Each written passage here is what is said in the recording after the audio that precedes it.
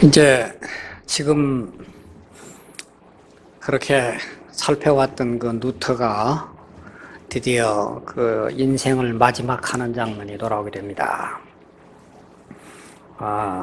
누트는 1483년 11월 11일에서 태어나가지고 63세가 되던 1546년 2월 18일에 심장병으로 죽게 됩니다. 참 파란만장한 그런 하나의 루터의 일생인데, 이분에게도 이미 42살 먹었을 때 26살 먹은 처녀 캐러린 본 보라라고 하는 수녀 출신의 여자하고 결혼을 해가지고 3남 2녀의 자녀를 낳았었다 말씀을 드렸죠. 그래서 그 장남 한스는 1526년에 출생해서 후에 그 법률가가 됐고, 그리고 두째 아들 말티는 1531년에 출생해서 신학을 배웠는데 몸이 늘 허약한 상태로 있다가 결혼해가지고 얼마 되지를 않아가지고 가서 이 아내를 두어두고 두째 아들은 죽게 됩니다.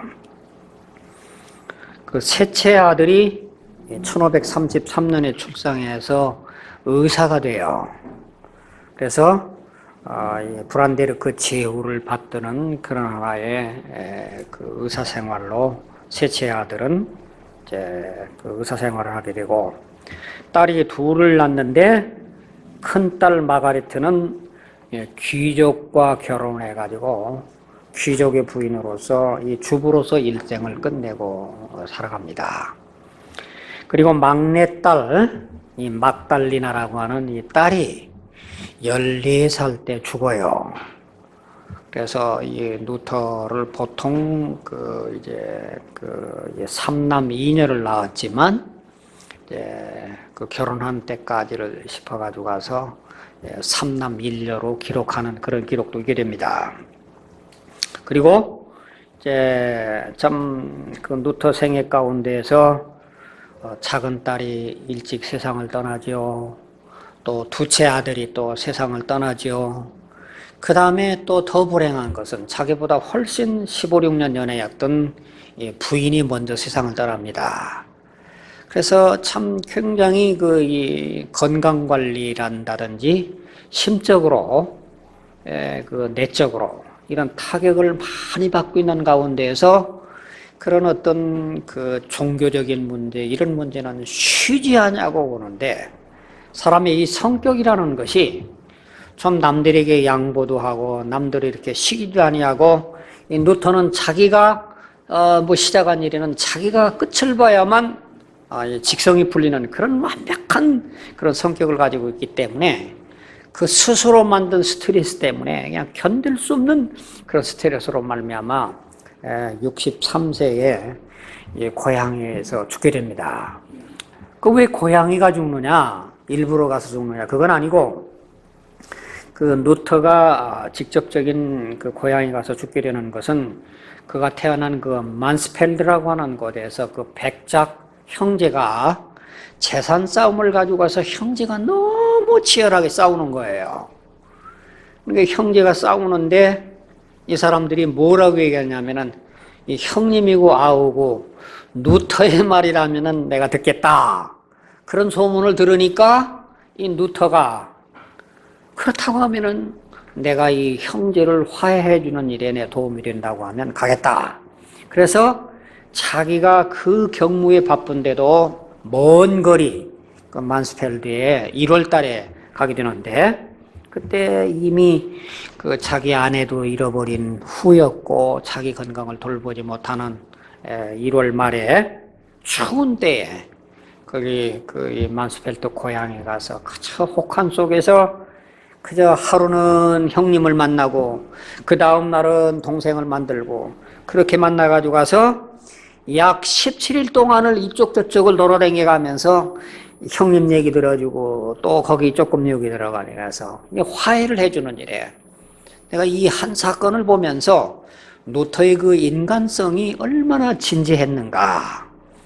정말 한 형제의 재산 문제라고 하는 문제가 남의 문제가 아니라 그래도 이분들에게 나의 도움을 필요로 느낀다고 생각을 할 때 추위나 건강을 돌보지 아니하고 열심히 그냥 먹지도 건강도 못 돌보면서 17일 동안 그래서 열심히 해서 마지막 17일 날 최종적으로 두 형님들에게 사인을 받아가지고 가서 재산 분배가 공동으로 잘 분배가 되고 수고했다고 하는 그 수고비를 루터에게 주는데 그 수고비를 그 만스펠트에 있는 공립학교 건립기금으로 다시 내놓고 그러고서 그 밤에 연락이 시작한 거예요.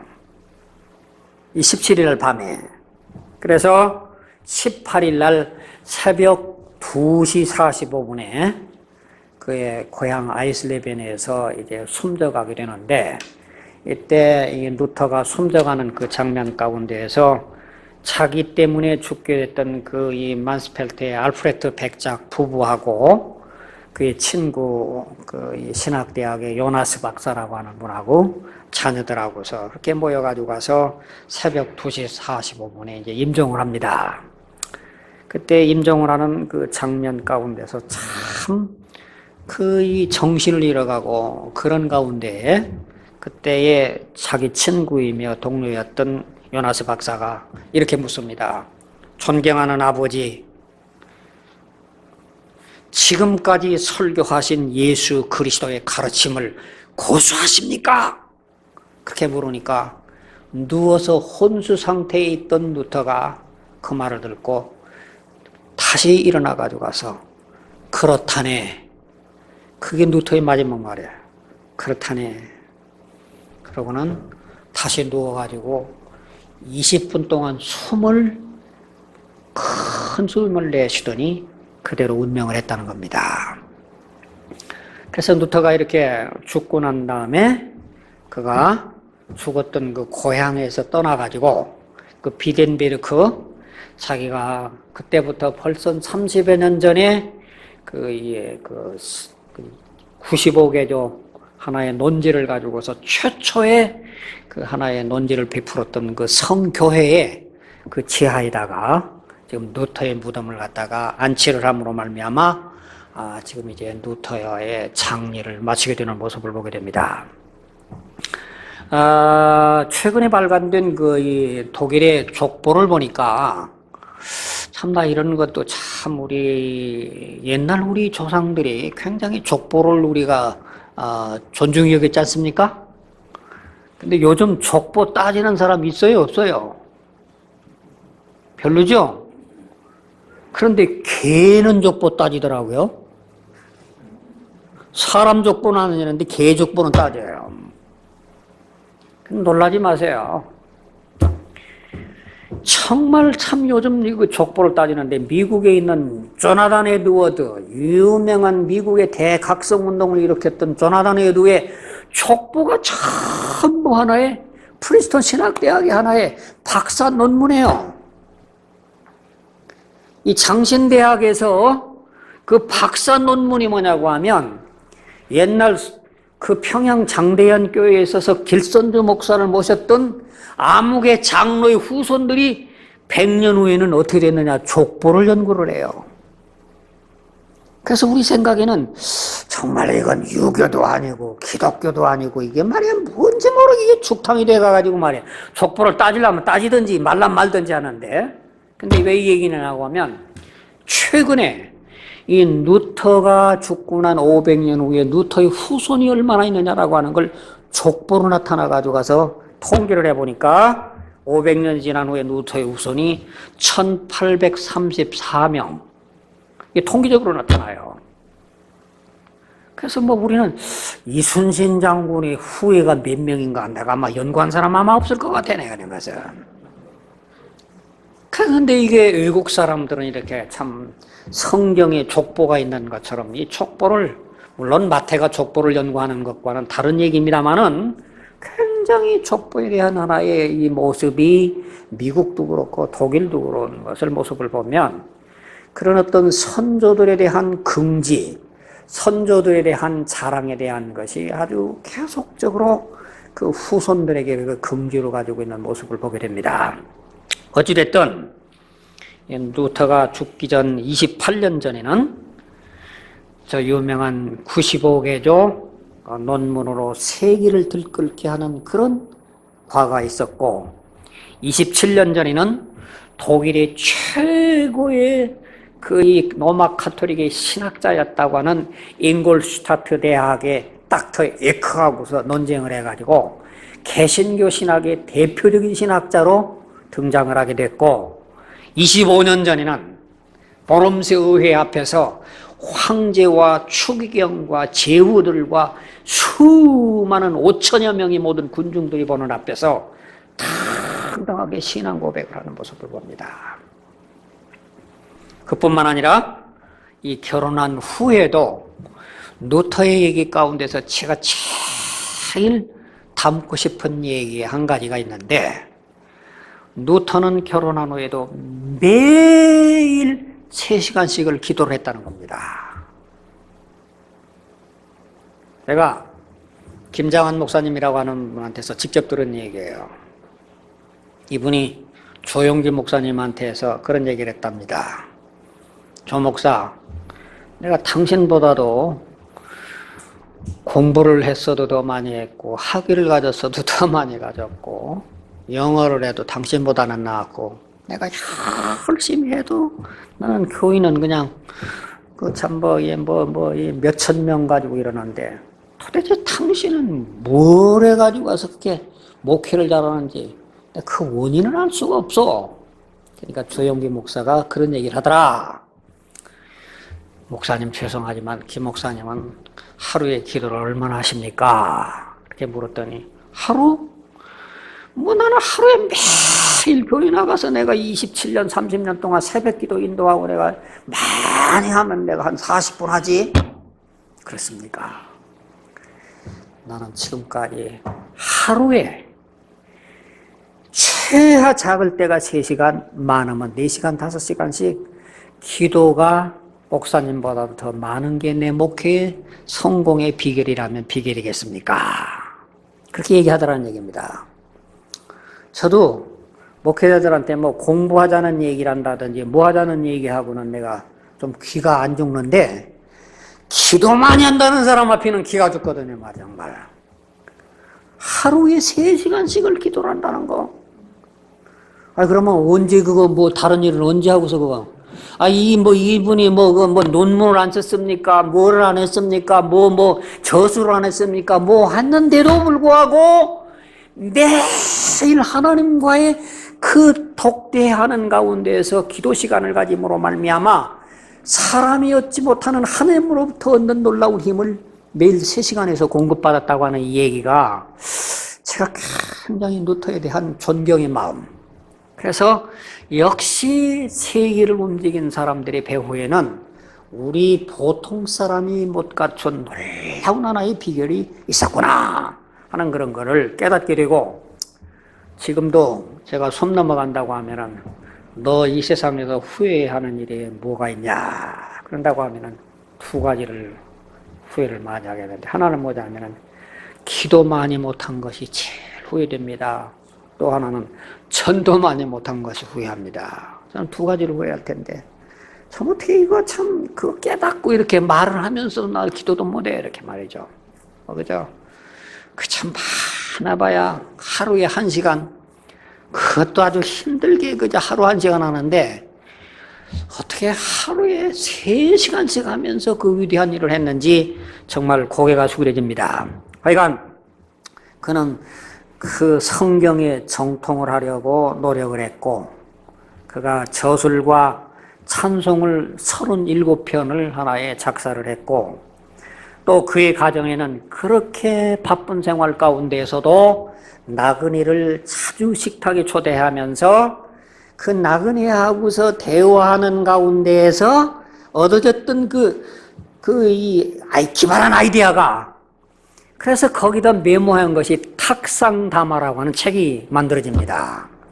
그러니까 나그네하고서 예상하지도 않았는데 서로 주고받는 중에 얘기를 하다 보니까, 그러니까 독백이 아니라 그 어린아이하고서 대화를 하는 가운데서 나온 거기에서부터 놀라운 힌트를 얻어가지고 가서 거기다가 그 책상에 앉아가지고 얘기하면서 메모를 해놓고 했던 것이 하나의 책자로 남는 그런 하나의 아름다운 모습도 보게 됩니다. 그리고는 불우아동과 더불어서 노래하고 담화를 즐기면서 63년을 살았지만 보통 사람이 하는 몇 가지 몫을 감당을 하면서 참 많은 일을 하고 살았던 사람의 모습을 보면, 그래서 저는 어떤 생각을 하냐고 하면, 이분이 하나님께서 주신 담대한 정신력도 있지만 그의 하나의 체력이라고 하는 것이 얼마나 큰 하나의 그의 모든 일을 참 버팀목을 해줬는가. 그래서 저는 농담 같은 얘기입니다만은, 옛날에 제가 20대 때에는 이 세상에서 최고로 존경받을 수 있는 것은 실력이야, 실력해야지, 좋은 학벌이어야지 그랬는데, 한 40대 되고 나서 아니야, 실력이 아니야, 목회라고 하는 것은 영역이야, 영역. 근데 제가 요즘 70이 되고는 뭐라고 하냐면, 아니야, 영역도 아니야, 사람의 마지막 가는 것은 체력이야, 체력. 생각이 바뀌어집니다. 여러분, 뭐 동의를 하든 말든 제 하나의 의견 가운데 정말 이 모든 일을 감당할 수 있게끔 했던 것이 얼마나 루터의 하나의 저력을 이뤘던가를 생각을 하면서, 그런 인생 가운데서 그가 정말 행복한 기간은 어느 기간이었는가? 그거는 그가 1517년에 95개조 논문을 발표하고 나서부터 그 전 유럽에 그의 막 책자가 활발하게 진행되고, 보름스 의회에서 황제 앞에서 담대하게 외쳤을 고토막은 그 인생이 가장 행복한 기간이었고, 나머지 1525년부터는 인간들로 말미암아 실망이 너무 컸습니다. 대표적인 게 뭐냐고 하면, 농민전쟁 때 농민들로 인해 가지고 가서 하나님에 대한 신뢰는 변함이 없었지만 인간에 대한 불신이 점점, 인간은 정말 이 사람은 믿겠거니 하고 믿다가 보면 상처를 당하고, 이 사람은 괜찮거니 하고 믿다가 보고 상처를 당하고, 자꾸 인간에 대한 상처를 당하니까 이분이 마음이 좁아지기 시작을 하면서 저 유명한 쯔빙글리와의 그 말부르크 회담 가운데서 아주 좁아 터진, 다음에 제가 루터의 신학의 그 모순점이 뭐라고 하는 걸 지적을 할 때에, 그런 좁아 터짐으로 말미암아 주의 만찬에 대한 그런 사상이 정말 마음이 펴지 못함으로 말미암아 루터의 하나의 흠점을 남겼던 그런 하나의 모습을 보게 됩니다. 하지만 루터는 그가 63년 살았지만 독일이라고 하는 나라를 로마 카톨릭 교가 가장 돈 잘 빼먹기 좋은 나라가 어디냐 하면 독일이란 나라였어요. 돈 받아먹기가. 그런 그 카톨릭 교회에서 로마 교회에 소속되어 있었던 그런 독일이라고 하는 나라를 완전히 해방시켜가지고 독일 민족의 교회로 만들어 놓은 공헌은, 그건 엄청난 공헌인 그런 공헌을 그가 살아생전에 하게 됐던 모습을 봅니다. 사실 루터라고 하는 사람은 죽었는데, 그가 평소에 즐겨하던 시편이 있는데, 우리 한번 시편 118편 17절에 있는 말씀 한번 보겠습니다. 시편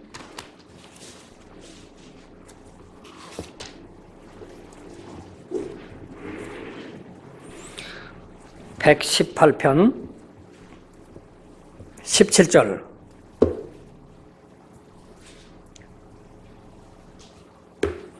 우리 다 같이 한번 시편 118편 17절 합독을 합니다. 시작. 내가 죽지 않고 살아서 주께서 행하신 일들을 밝히 보이리로다. 이 루터가 이 시 구절을 굉장히 평소에 내가 죽더라도 죽지 아니하고 살아서 내 하는 일을 수많은 사람들에게 보여주겠다. 내가 육신은 죽지만은 나는 죽지 아니하고 살아가지고 가서 주님이 하시는 일을 보여주겠다고 하는 말을 늘 좌우명처럼 그가 늘 읊조렸다고 합니다. 그런데 그 육신은 죽었지만 그가 생명 내걸고 성경적 확신을 불러일으켰던 그 확신이라고 하는 것은 독일을 하나의 민족교회로 만들었을 뿐만이 아니라 독일 전체에 있는 모든 사람들의 영적인 눈을 뜨게 해줬을 뿐만이 아니라 이 독일에 있는 사람들에게 그 미사를 드린다고 하면 알아듣지도 못한 라틴 말로 그냥 중얼중얼하면 끝났다 하면은 말이죠. 미사라고 하는 말이 무슨 말인가? 미사라는 말을 갖다가 그 원문을 본다고 하면 자, 이제 예전은 끝났습니다. 그 말이 라틴 말을 요약한 말이 미사라는 말은 하도 모르니까 말이죠. 그냥 모르니까 이제는 끝났으니까 가시오. 그 말이 미사라는 말이라는 겁니다. 그 정도는 못 알아듣는 라틴어를 얘기를 했다가 이제는 루터가 종교개혁하람으로 말미암아 뭘 했냐면은 독일말로 예배를 보고 독일말로 설교를 들어요. 여러분 오늘 우리가 그 참 개신교의 모든 목회자들에게 대해서 저도 깨닫는 얘기는 정말 오늘날 우리가 이렇게 예배 시간에 설교를 마음대로 할 수 있는 그 자유를 누가 열어줬는가 말이죠. 누가. 그건 루터가 열어줬다는 얘기입니다. 우리가 생각하기는 그건 루터가 아니어도 누가 할 수 있는 일 아니야? 여러분 콜럼버스가 유명한 일 아니었습니까? 콜럼버스가 신대륙을 발견하고 돌아왔습니다. 신대륙을 발견하고 돌아오니까 모든 사람들은 비아냥거리면서 하는 말이 야 콜럼버스가 뭐 대단했다고 그 신대륙 발견했다고 그 야단들이야?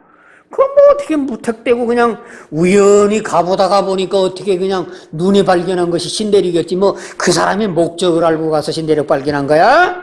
그 대단하다고 그래? 이 말을 들었던 유명한 콜럼버스가 맞습니다. 그래 나 무턱대고 갔다. 그런데 신대륙 발견했어. 그러더니 떡 내놓으면서 자 여러분들 여기 달걀이 있는데 당신들 달걀을 한번 세워보시오. 그러니까 달걀을 세워? 달걀을 이거 삐쩍한 거 세우려면 이게 넘어가고 이게 달걀이 어떻게 세워집니까?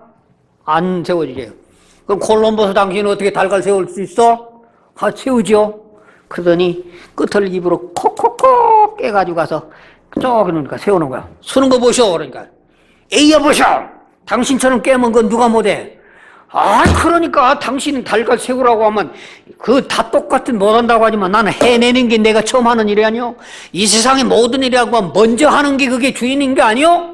콜럼버스가 이 신대륙을 발견했다고 당신들 별것 아니라고 얘기하지만 당신들 별것 아닌 걸 먼저 해내는 게 그게 위대한 거 아닙니까? 콜럼버스의 유명한 달걀이라는 말이 있지 않습니까? 그렇습니다. 이 설교라고 하는 거 아무것도 아닌 것 같지만 루터가 이런 종교개혁으로 함이라 말미암아 파리의 지식인들, 영국의 지식인들, 전 세계 모든 사람들에게 오늘 이만큼 설교를 마음껏 할 수 있는 그 길을 열어놓은 그 기초가 바로 루터가 500년 전 우리에게 준 혜택의 한 가지 큰 보람을 우리에게 안겨줬다 하는 우리는 잊을 수 없는 그런 하나의 우리의 감사를 느끼지 아니할 수 없는 사실이라는 얘기입니다. 루터가 죽었어요. 죽으니까 이제는 어떻게 됐습니까? 죽자마자 또 난리가 나는 겁니다. 지금까지는 정신적인 지출을 가져가서 루터가 살아있기 때문에 이 루터가 어느 구멍을 가지고 어떻게 대결할지 모르기 때문에 황제라더니 모든 사람들이 버팀목이 됐는데 루터가 죽었다. 그러면 이제는 이런 우리가 해볼 만한 일이 생겼다. 진짜 이런 일이 생기는 겁니다. 제가 공군 군목으로 10년을 있었는데 참 10년을 있을 때마다 그 조종사들 사고를 수없이 많이 보면서 제가 제 손으로 이 동작동 묘지다가 파묻어준 화장에서 송장이 한 20대 명 돼요. 뭐 별의별 여러 가지 뭐 그냥 뭐 기가 막힌 이런저런 사연 가운데서 죽은 여러 장병들 많이 있는데, 예? 어떤 녀석은 말이죠. 좀 추접스러운 얘기지만서도 화장실에 가서 끈 풀고 힘쓰다가 똥 싸다가 죽은 놈도 있어요. 그런 사람들 화장해가지고 파묻어 준 놈도 있다고.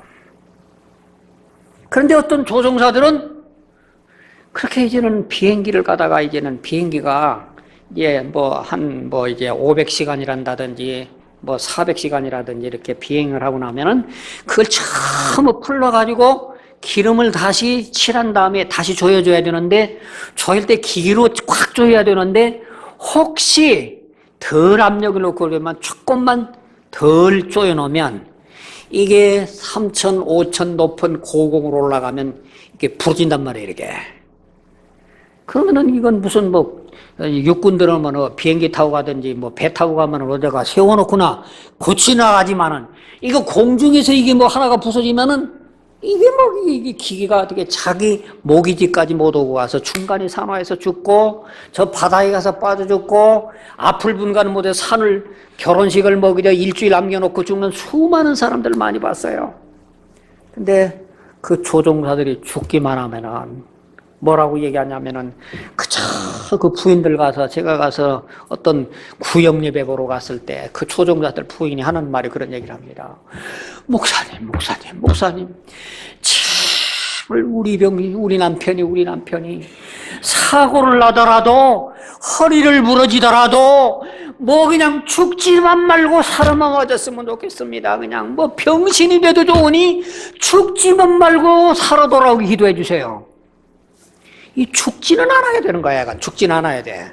근데 누터가 죽었어요. 죽으니까 어떤 일이 생기니까 여태까지 누터의 살아있는 힘 때문에 맥을 못 쓰던 카를 황제가, 이 사람은 스페인 사람으로 독일 황제를 노래하거든요. 그러니까 됐다. 때는 왔다. 여태까지는 내가 모든 걸 참았지만 루터 때문에 얘기하려면 루터가 이렇게 막고 이렇게 막았는데 이제야말로 내가 이 세력을 개신교를 한번 전멸을 시켜야 되겠다. 그래가 어디 가냐고 하면은 스페인 군대를 불러들여온 겁니다. 스페인 군대를. 그래서 스페인 군대가 막 독일을 짓밟고 돌아다니면서 얼마나 이 폭독한 인심을 승인하는 건지. 여러분, 1545년에 우리나라가 해방됐을 뿐만 아니라 중국이라고 하는 나라도 저 해방이 이루어졌습니다. 그래서 장개석 총통이라고 하는 사람이 남경을 중심으로 해가지고 가서 중국을 통일할 정부를 만들려고 했었습니다. 그때에 북한에 있는 모택동 군대도 그 사람들도 자기들도 공산당 혁명을 일으키겠다고 했어요. 그런데 이 장총통일을 중심하는 남군이라고 하는 사람들은 이 사람들이 가는 곳곳마다 민폐를 끼쳐가지고 가서 밥 해내라고 하고 밥 먹고 난 다음에 할 일이 없으면 전부 유부녀들 거탈을 하고 민심을 흉흉하게 만들어놨습니다. 근데 모택동 군대는 어떻게 했어요? 모택동이 군대는 콩가루를 먹고 살면서 절대로 민폐를 끼치지 아니하고 공산당이 뭔지는 모르지만은 이 모택동이가 지나간 데는 그저 모든 잔디가 남아있는데 이 장통독 장개석이가 지나간 데는 이런 모든 이거 풀이 남질한다고 하니까 국민의 여론이 나 공산당이 뭔지도 몰라, 민주주의가 뭔지도 몰라, 하여간 모택동이는 옳은 사람이고 장개석이는, 그래서 이 장개석이가 본토에서 쫓겨가지고 대만은 간 거 아닙니까? 여러분, 정말 민심이라고 하는 게 말이죠, 이 스페인 군대가 들어와가지고 가서 이 독일을 막 휘적거리는 겁니다. 그래서 어떤 현상이 생깁니까? 당장에 가장 그 개신교의 대표적이었던 프레드릭 선제우를 쳐들어가는 겁니다. 자, 그런데 놀라운 거는 이 황제가 이간질을 해가지고 가서 과거에 그 이 개신교 편에 서 있던 모리스라고 하는 이 선제우 말고 같은 삭소니의 모리스라고 하는 이 공작에게 당신 선제우 군대를 박멸을 하면 선제우가 가지고 있는 선제 권한을 모리스 당신한테 줄 테니까 당신이 가서 무력으로 선지국을 항복을 받으시오. 그래서 독일 이 스페인 군대가 내란을 일으킴과 동시에 독일과의 이간 정책을 불려가지고 가서 같은 개신교였던 모리스라고 하는 사람이 선지국의 성을 쳐들어가지고 가서 선지국을 포로로 잡아버렸습니다. 비텐베르크라고 하는 그 루터교가 몇십 년 세웠던 모든 도시가 이제는 하나의 황제의 하나의 그런 하나의 수하에 들어가게 됐습니다. 필립 헤세라고 하는 막강한 모든 최고의 그런 군사력을 가진 사람은 당신 그러지 마. 이제는 이 스페인 군대가 쳐들어왔으니까 이제는 당신이 우리의 말 잘 듣는다고 하면 당신은 이 로마의 모든 교황 제후들이라고 하는 사람들이 당신은 선대해 주겠어. 그래서 항복을 받고 이 개신교 세력이 루터가 죽자마자 1년 안에 그냥 싸그리 넘어져 버리는 거예요. 여러분 이렇게 넘어졌으면 이제는 끝나야 되는 거 아닙니까? 그러면 이제 교회사 강의는 끝나는 거 아니에요? 이 넘어졌으면 끝나는 거죠? 근데 내가 왜 이렇게 서 있습니까? 안 넘어졌으니까 강의를 계속하는 거예요. 다 넘어가 버렸습니다. 그러고는 이제는 루터파 설교에 있는 목사들을 갖다 추방을 합니다. 루터파 교회 신도들을 갖다가 막 압력을 하니까 교회가 텅텅 빕니다. 이제는 개신교회가 완전히 독일 사회에서 한동안 북부, 남부, 중부에 그렇게 부흥을 일으켰던 그 세력이라고 하는 게 텅 비기 시작합니다. 정치 세력에 의해서. 그래서 이제는 루터 세력이라고 하는 것은 끝났구나. 그러는데 하나님께서 참 묘하게 또 역사를 합니다. 뭐하게 역사를 하냐고 하면 첫째는 사람들의 민심 속에서 야 스페인 사람 황제인 카를 5세가 스페인 군대를 들여와가지고 가서 독일을 정복하는 것은 스페인이 장차 독일을 정복할 것이다. 그런 음모가 있다. 이런 루머가 돌아가기 시작을 합니다. 그런데 루머가 돌아가는 것으로 끝났으면 이제 끝날 수도 있는 루머가 그러는데 이 카를 화세가 이 5세라고 하는 황제가 뭐라고 얘기하냐면 자, 제군들, 내 말 잘 들으시오. 나는 신성 로마 제국의 황제 카를 5세요. 내가 나이가 다 끝나면 내 동생, 지금은 네덜란드의 왕으로 있는 페르디난드가 계승을 할 것이고 그 다음에는 내 아들 필립이 계승을 할 것이요. 이걸 공식적으로 선포를 했어요. 그러니까 루머가 맞다. 저 스페인 저 사람이 독일을 먹는다고 하는 얘기가 이건 루머가 아니라 저 사람이 끝난 다음에는 이거는 황제라고 하는 건 독일 선제후에서 우리가 다 결정하는 건데 황제 명령으로 자기 동생이 그 다음에 황제 해먹고 그 다음에는 자기 아들이 해먹겠다고 그래? 이건 맞다! 이러면서 이제는 개신교고 뭐 천주교고 상관없이 독일 사람들은 민족 감정으로 이렇게 뭉쳐지기 시작하면서 황제를 거부하는 현상이 생겨버리는 겁니다. 그래서 이제 모든 사람들이 이제는 황제 말이라고 하면은 이제는 불신을 하게 되고 묘하게 모여가지고서 이제는 독일 제후들이 따로 모여가지고 와서 야, 이 황제가 이렇게 독일을 먹으려고 그러는데 우리가 어떻게 해야 되냐? 그러니까 이제는 거기는 로마 가톨릭교 지지하는 제후들과 개신교 지지하는 사람들이 이제는 다 똑같이 같은 운명으로 가서 논언하는데 이게 서로 자기 얘기만 하네. 이게 얘기가 돼야죠, 이게. 자기 고집만 하느라고. 그러니까 자기 입장을 고집하고 자기는 뭐 보름스 의회 또는 어거스부르그 의회 모든 칙령을 고집해야 된다고 하는 것이 가톨릭 주장이고 이쪽 개신교 측에는 그게 아니다고 주장이고 이게 얘기가 되지가 않습니다. 그러니까 이 중재를 가운데서 그 이 네덜란드의 왕이었던 바로 카를 5세가 자기 후임자로 자기 동생에게 주었다고 하는 페르디난드가 이 사람이 원만한 사람이었어요. 그래서 원만한 사람이었기 때문에 너무 종교 문제를 가지고서 자기 맘대로 하려고 하니까 해결이 안 되니까 황제가 나 이거 손들어야겠다. 나 도저히 안 되겠으니까 독일의 문제만은 동생 네가 좀 책임져라. 그래서 독일이 모든 문제를 갖다가 그 동생한테 위임을 합니다. 그래서 이제 이 독일에 있는 모든 제후들이 이제 이 카톨릭에 있는 대표라고 하는 사람들은 페르디난드라고 하는 사람이 모든 독일이 대표가 되는 거고, 또 선제후라고 하는 사람은 개신교의 대표가 돼가지고 가서 당신들이 이 문제를 가지고 한번 몇 달이 걸리든지 간에 한번 수기할 대로 수기해가지고 가서 어떻게 원만한 방법을 한번 수기를 해보시오. 그래서 열심히 수기를 해가지고 가서 이 사람들이 몇 개월 논쟁 끝한 다음에 이런 절충안을 마련해가지고 이런 몇 가지를 하나의 합의를 이루게 됩니다. 황제가 빠지고 왕이 있어서. 첫째, 루터파 종교는 제국 내에서 합법적으로 인정을 한다. 두 번째, 루터파 제후들이 자신들의 신앙을 실천하는 데 완전한 자유를 보장받는다. 루터파 제후국 내에서는 중세적인 교권 관할권이 더 이상 효력을 갖지 않는다. 파사우 조약, 1552년에 이 조약이 통과시키기 이전에 모든 재산권은 그대로 보유하기로 한다. 이런 한 7가지의 압도적으로 루터파에 유리한데 합의를 절충안으로 만들어내요. 그래서 정말 이 스페인 군대가 진격해 들어와 가지고 이 모든 걸 무력으로 종교를 탄압하려고 했던 그 카를 5세의 그 정말 상식밖에 상상이 못한 일들이 또다시 무너져 버리고 옛날 처음의 원상태로 되돌아가는 그런 하나의 현상이 생겨버리고 맙니다.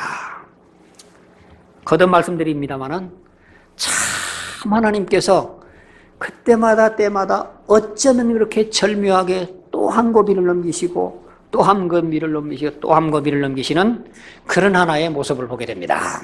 그래서 이때는 이제부터는 완전하게 승리를 얻어서 독일에서 하나의 루터파라고 하는 것은 합법적으로 의회에서 합법적으로 옥스버그 컨페션에 의한 루터파라고 하는 것이 이때부터 완전한 자유를 보장을 받게 되고, 그것이 하나의 아까도 말씀드렸던 것처럼 독일 내에는 합법적인 거지만은 스위스란다든지 다른 내에서는 루터파 신앙이 아닌 사람은 보장을 받을 수 없고, 그것이 어디로 하나의 향상을 하느냐고 하면 저 아까 얘기한 대로 스칸디나비아에 있는 북쪽으로 올라가게 되는 루터파가 이제 북쪽으로 올라가는 그 얘기만 제가 하겠습니다.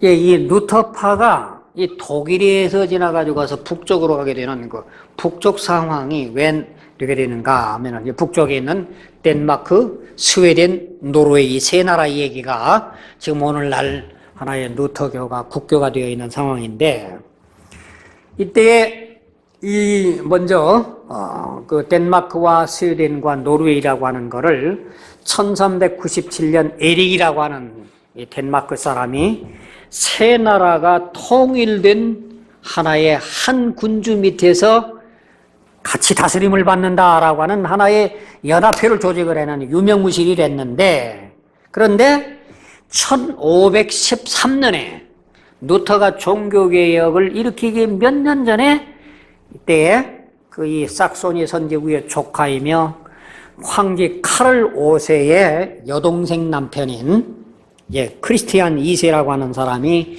이제는 덴마크의 왕이 올랐습니다.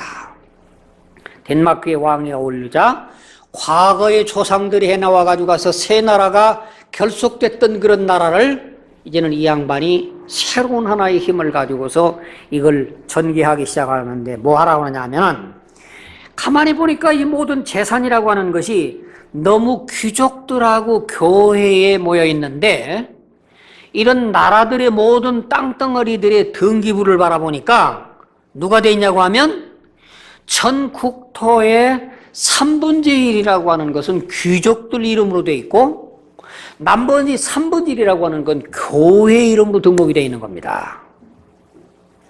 여러분 참 이제 이 땅 가진 부자라고 하는 걸 우리나라도 그 땅 가진 부자가 정치 있는 사람들이 종종 이용을 잘하고 있는데, 제가 참 이 얘기를 생각을 하면서 우리나라에 땅 부자가 많이 있죠. 나는 이미 고인이 된 사람이기 때문에 이름 밝히기도 좀 어렵습니다만은 그 양반 밑에서 제가 뭐 강의도 하고 뭐 여러 가지 강사 생활도 하고 그 혜택을 받기 때문에 속속들이 잘하는데, 이 양반이는 자기 무슨 부하를 둬가지고 가서 자기 밑에 있는 사람하고 전국에 좀 괜찮다고 하는 소문이 날 만하면 그냥 전국 어디든지 땅이라고 하는 땅을 다 사놔가지고 그냥 전부 그렇게 땅을 사놨는데, 박정희 대통령이, 여러분 잘 기억하시지 못하겠습니다만은, 그 돈 있는 거를 이렇게 쭉 리스트를 바라보고 그런 사람을 시켜가지고 뭘 하느냐고 뭐 국방헌금을 하라고 해서 국방헌금 아세요? 예, 고개 끄덕거리는 분 아시는 거지만, 옛날에 박정희 대통령은 돈 부자 있는 사람한테 당신 혼자 살지 말고 그 돈 가진 만큼 나라에다가 헌금을 해라. 국방 헌금을 하라고 해서 몇 번 경고를 줘서 안 하면 어떻게 해요? 트집을 잡아가지고 집어넣어버렸다고요. 무슨 기업도 뺏겨버리고. 요즘은 민주주의 사회니까 뭐 그런 투명한 사회니까 끄떡도 없는 얘기지만, 이게 박정희 대통령 때에 통했던 얘기인데, 옛날 군주가 지금 또 5, 600년 전 얘기라고 뭐 그거 뭐 얼마든지 이거 가만히 봐 하니까 이 귀족들이 가지고 있고 교회가 가지고 있는데, 그런데 이 국민이라고 하는 사람들은 처참한 가난이 걷어버리고 있는 모습을 보니까 통치자의 입장에, 왕의 입장에, 군주 입장에서 이걸 어떻게 해결할 것인 건가? 그런데 이 땅을 내놓으라고 한다고 하면은 귀족들은 귀족들대로 반대하고, 또 모든 이 주결한다든지 모든 교직자들이라고 하는 사람은 이거는 교황의 명령이니까 안 된다고 반대를 하고, 이걸 무슨 합법적으로 이길 수 있는 방법이 뭐인 건가? 그러니까 이게 군주가 하나의 무력으로 이거를 뺄 수밖에 없어서 이게 무력으로 하나의 쟁취하게 되는 그런 역사가 되는데, 이제 이 양반이 이제 스웨덴을 갔다가 자기네들이 마음대로 이제 통치하려고 그러는데 말을 듣지 아니하니까 스톡홀름에 가서 반대하는 세력들을 그냥 잔인하게 살인을 함으로 말미암아 이 덴마크에 있는 왕에 대해서 거부하고 스웨덴이라고 하는 나라가 떨어져 나가 버립니다. 그래서 이제는 덴마크하고 노르웨이만 두 나라가 됐고, 스웨덴이라는 나라는 이제 딴 나라로 됐는데, 그렇게 되고 난 사회 가운데에서 이 사람이 너무 독재를 하니까 이제는 모든 귀족들이 골기를 해가지고 가서 이 왕을 그냥 추방을 해가지고 가서 망명생활을 하게 됐습니다. 그러고는 그 왕의 삼촌이 되는 사람을 갖다가 임금으로 세워놨는데, 이 삼촌이라고 하는 사람이, 이 사람도 가만히 보니까 아무래도 이 자기 삼촌이 왜 그렇게 했을까를 보니까 이 귀족들이 가지고 있는 이 모든 땅덩어리를 어떻게든지 국고로 환수해야 되겠겠는데, 제일 많은 재산이 뭐냐고 하면 주교들이 가지고 있는, 교회들이 가지고 있는 땅이란 말입니다. 그래서 이 교회 땅을 다시 왕의 손으로 넣기 위해 가져가서 투쟁을 많이 하는 방법으로 뭘 했느냐고 하면, 이 로마 가톨릭 교회에 제일 싫어하는 사람이 누굴까? 로마 가톨릭이 제일 싫어하는 사람은 루터파다. 그래서 왕이 누구를 불러들이냐고 하면 의도적으로 알고 이 주교들이라고 하는 사람들을 거세하기 위해서 독일에 있는 루터파 목사들을 불러들여 가서 루터파 왕이 그 목사들을 갖다가 자꾸 세워주는 겁니다. 그러니까 이거 주교들이 가만히 바라보니까 이거 정말 이거 왕이 하는 일이 이거 안 되겠거든요. 그래서 이런 주교들이 들고 일어나 가지고 가서 그 루터파에 있는 모든 설교자들은 잠잠해라. 그러니까 왕이 잠잠할까요? 그러니까 무슨 소리야 이 사람아? 잠잠하더니 더 해. 그래요, 알았습니다. 임금님이 그런 하나의 생각을 가지고 있다면, 그러니까 이제는 루터파 소수인 사람들이 뭐라고 얘기했냐고 하면, 좋소, 당신들이 우리 보고 침묵을 하라고요? 우리가 침묵을 하기 전에 당신하고 나하고 뭔가 길붙잡고 한번은 공개 토론합시다. 그래서 국민의원원 앞에서 누가 잘 믿고 누가 잘못 믿는지를 정당하게 심판을 하게 공개 토론합시다. 그러니까 로마 카톨릭주의자들은 뭐라 그럽니까? 아이고, 공개 토론회는 말이야 우리 덴마크어가 신통하지 않아 가지고 우리는 그런 거 사양을 한다. 안 해요. 왜 안 할까요? 여러분 라이프치히에서 유명한 닥터 에크하고 누트하고 토론을 할 때에 여러분 기억납니까? 뭐가 특징이라고 했습니까? 누트가 주장하는 건 뭐 주장했고 닥터 에크가 주장하는 건 뭐가 특징이 있었다고 그랬죠? 기억이 잘 안 나십니까?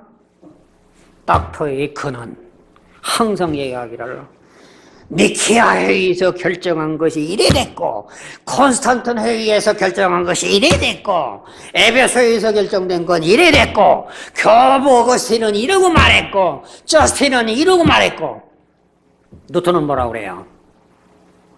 바이블 세이 마태복음에는 이렇게 말했고 로마서는 이러고 말했고 갈라디아서는 이러고 말했고 여러분 우리는 그 이러고 말했다고 하는 사람의 회의의 말은 아무리 힘줘 얘기해도 사람의 회의는 사람의 회의입니다. 하지만 내가 힘줘 말할 때에도 로마서 말씀이 이렇습니다 얘기할 때는 내가 힘이 없지만 로마서 말씀 때문에 파워가 나가는 겁니다. 그래서 이미 닥터 에크하고 누트하고 해서 그 논쟁하는 그 힘 가운데 어디서 힘이 나오냐고 하면 성경이냐 사람 말이냐 이 차이였거든요.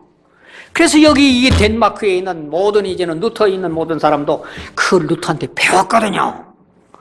그러니까 누트주의자들이 그 모든 카톨릭주의자들한테 공개 토론합시다 해서 길고 짧은 건 재봅시다. 그러니까 로마주의자들이 우리는 덴마크가 현찮아가지고 가서 공개 토론을 못한다고 쉬쉬하는 겁니다. 왕 무슨 소리 하고 있느냐? 그러니까 계속 이 모든 사람들 앞에서 더 열심히 도와가지고 가서 결국에 이 덴마크 왕이 하나의 모든 교회 땅도 왕의 수하에 돌아오게 하면서 계속적으로 이걸 진행을 하려고 하면 어떻게 해야 돼요? 누터교에 있는 목사들이 도와야 되는 거 아니에요? 그래서 그 세 번째 왕은 누구냐 하면은 누가 봤냐고 하면은 이 크리스티안 3세가 이제 오게 되는데 덴마크 왕이 됐는데 이 사람은 전에 1521년 보름스 의회에서 자기가 삼촌인 프레데릭 따라가지고 가서 보름스 의회를 봤는데 그때 이 누트라고 하는 사람이 그 5,000명의 군종들 제후들 앞에서 당당한 외치는 모습을 바라봤을 때 청년의 모습이 사나이 중에 사나이고 의인 중에 의인이고 정의의 사람 중에 정의의 사람이고 생명을 거는 저 위대한 사람이라면 내가 저 사람이 누구든지 추천하는 사람이라면 보내야겠다.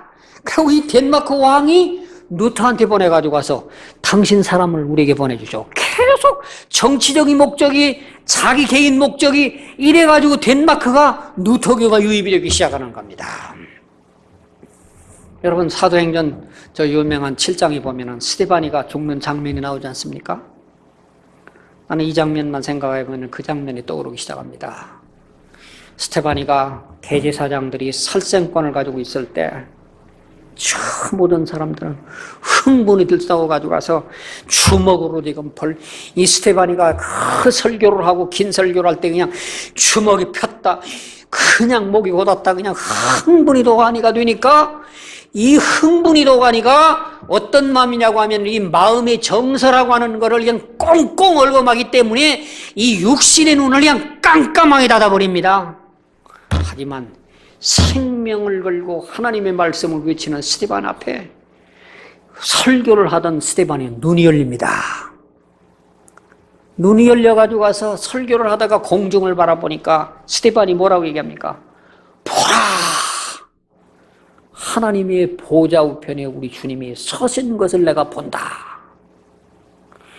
생명을 걸고 정말 담대하게 외치는 사람에게는 그의 영혼이 맑을 뿐만 아니라 그의 심령 속의 모든 통찰력을 가지고 육신의 눈을 가진 사람이 못 보는 저 영계의 세계를 바라보고 주님이 보좌 우편에 서시는 것을 보는 그 모습이 보이지만 사람 죽이려고 눈이 뒤집힌 사람들에게는 감정이 쫄아들어가지고 가서 마음이 굳어져서 이게 그냥 독한 마음이기 때문에 눈이 안 보이는 겁니다. 정말 오늘 우리가 복음을 위해서 진리를 위해서 생명을 걸고 외칠 때 이 장면이 여러분 참 얼마나 위대한 장면입니까? 평소에 모든 에베소를 한다더니 모든 장면에 보면은 예수님이 보좌 우편에 앉아 계셨었어요. 그런데 당신이 종인 스데반이가 생명을 걸고 죽을 그 마지막 순간에는 우리 주님이 보좌 우편에 질펀하게 앉아 계신 게 아니라 하나님 아버지 내 종이 저렇게 죽으려고 합니다. 안절부절하는 예수님이 동당거리고 서 있는 모습을 스데반이가 본 겁니다.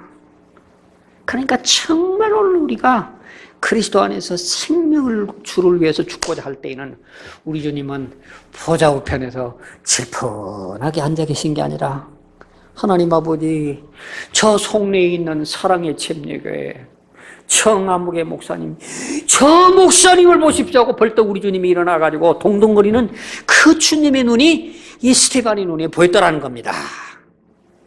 여기 루터가 그 위대한 모습을 봤을 때 누가 감동을 받느냐고 하면 바로 청년이었던 사람이 감동을 받아가지고 그가 후에 덴마크 왕이 됐는데 덴마크 왕이 된 다음에 내 인생 가운데서 최고로 존경하는 루터, 그 루터가 추천하는 사람이라면 누구라도 믿을 수 있다. 당신 사람 보내주시오. 그래서 이 사람을 보내가지고 가서 덴마크와 노르웨이와 스웨덴이 그래서 하나의 루터교 일색으로 하나의 자리를 바쳐가지고 오늘날 500년 된 후에 독일과 나머지 이 스칸디나비아의 모든 제국이 루터교가 하나의 국교로 남는 하나의 놀라운 현상을 보게 됐습니다. 나는 이 현상을 보면서 단 한 사람이 주님을 위해서 죽기로 생명을 거는 위험을 걸 때 그 모습을 감동받은 사람은 하나로 끝나는 게 아니라 이게 500년이 지난 가운데서 저 보세요. 독일, 저 덴마크, 스웨덴, 노르웨이가 그 루터 한 사람의 위대한 생명을 거는 그 모습을 봤던 모든 사람들이 그 씨앗이 몇 천만 명이라는 수많은 사람들에게 영향을 주고 있지 않습니까? 이 모습을 바라보면 여러분이나 나도 정말 주님을 위해서 내 목숨 아끼지 않냐고 주님 앞에 모든 걸 송두리째 바치려고 한다고 하면 우리 주님이 그래 너 바쳐 그래 내가 밟겠다고 그냥 집 밟고 올라가는 그런 주님이 아니더라고요. 집 밟는 분이 아니라 그래 너 갸륵한 믿음을 내가 참 귀하게 받겠다. 그러고는 그 믿음을 받으셔서 우리를 아주 위대하게 쓰셔가지고 더 많은 사람들에게 영향을 주더라. 제가 하나만 얘기하고 제가 마치겠습니다. 제가 미국에 78년도에 가서 82년까지 유학을 할 때였습니다. 제가 강의를 선택을 했는데 강의를 선택을 하고 난 다음에 그때 제가 꼭 강의를 듣고 싶었는데 그 강의를 선택한 학생이 나하고는 학생하고 두밖에 없었어요. 그러니까 이제 두 학생이 어떤 학생이는 둘밖에 안 됐더니라고 선택한 걸 취소해갖고 다 하나밖에 안 남았습니다. 그러니까 교수님이 이 강의를 폐강을 하겠다고 그러는 거예요. 사실은 합법적으로 6명 이상이 등록을 하지 않으면 폐강이 되어 있는 건 당연한 거니까. 근데 제가 그 교수님한테 그렇게 얘기했습니다. 교수님, 이 강의 폐강하지 말아 주십시오.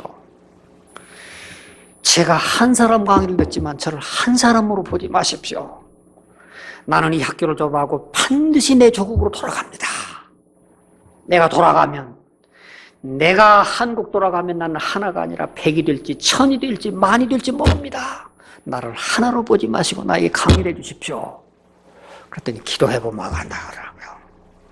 근데 다음 주에 와가지고 가서 나를 하나로 놓고 한 학기 강의를 했어요. 정말 그 얘기가 그대로 움직여가지고 제가 20여 년 동안 한국에 있는 뭐 한양대학, 중앙대학, 명지대학, 무슨 신학대학에 가서 수천 수만 명에게 강의를 하면서 외칠 수 있게끔 하나님이 저를 쓰셨어요. 그래서 정말 한 사람을 하나로 보는 게 아니라 하나님께 정말 사로잡힘을 받기 위해서 내 목숨을 내걸려고 하는 사람에게는 지금도 쓰임을 받더라. 이 얘기는 루터의 500년 전 얘기만 우리들도 통하는 얘기더라. 그런 예를 들면서 이 가운데 여러 분 가운데도 이런 정말 하나님 앞에 쓰임받는 놀라운 사람들이 많이 생겨서 우리 하나님을 큰 영광 돌리는 영광의 삶을 살아드리는 저나 여러분이 되기를 간절히 바랍니다. 오늘 여기 마치도록 하겠습니다.